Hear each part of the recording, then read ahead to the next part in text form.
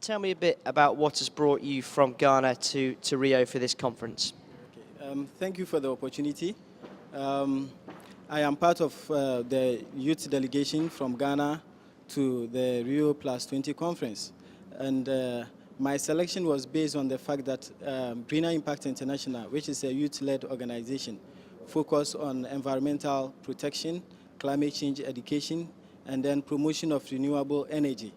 We were trying to put something together before the Rio+20 conference, and then we were trying to involve the youth and children in Ghana to come up with a declaration which will be incorporated into the national assessment and then national objective for the Rio+20 conference. So based on which I was selected as a youth delegate. In fact, the program should have come on before the Rio+20, but then we were a bit late in terms of the preparation, and then we are deciding that we are going to organize the conference right after Rio+20. This means that we are going to incorporate some of the ideas we will be learning from Rio+20 into the conference we will be organizing in Ghana for the youth and children.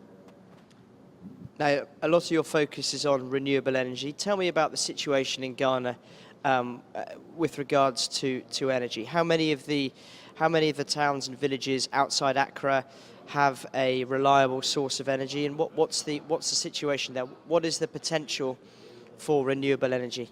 Okay, thank you so much.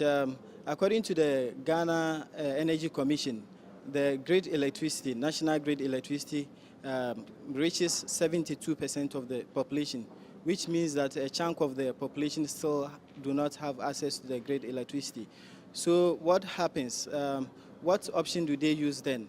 That is the question, and the question is, the answer to this is that most of these communities at the local, in the local areas use kerosene for their lamps, which of course releases carbon dioxide into the atmosphere. It also has health impacts, negative health impacts on them. And then we as an NGO is trying to do something about this to promote, since it's part of our objectives to promote renewable energy. We are trying to bring solar lamps into those communities which do not have access to the national grid electricity, so that the students there or the kids there will also have equal chance like other children in the big cities in terms of education, and also come up successfully. Also about health, we know that inhaling the fumes from the kerosene causes a lot of negative health impacts. So this is some of the objectives. And then in distribution of the lamps, we intend to create carbon credits. We have already spoken to an organization which is in UK, CarbonSoft UK, and they are assisting us with the registration to with the United Nations carbon credits. We have, in the meantime, we have gotten the green light from the country, and then we have a contract we've signed a contract with a solar lamp company to bring the solar lamps into the country. But then the problem or the major challenge we are facing is how to get it financed.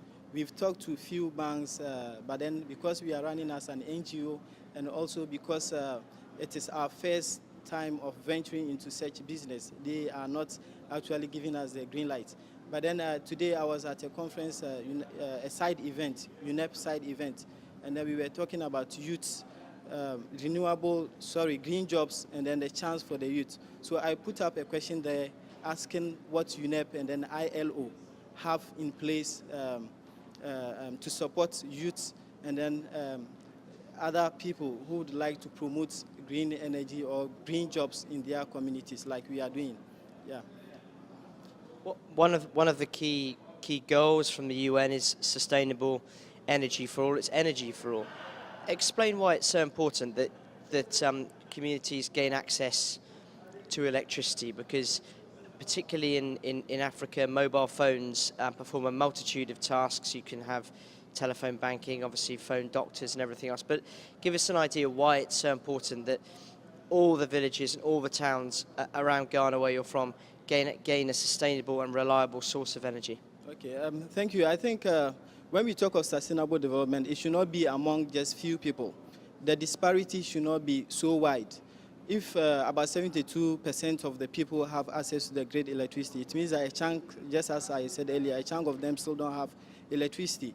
And then without having electricity, it means that the kids there may not have the chance to study like their counterparts in the big cities.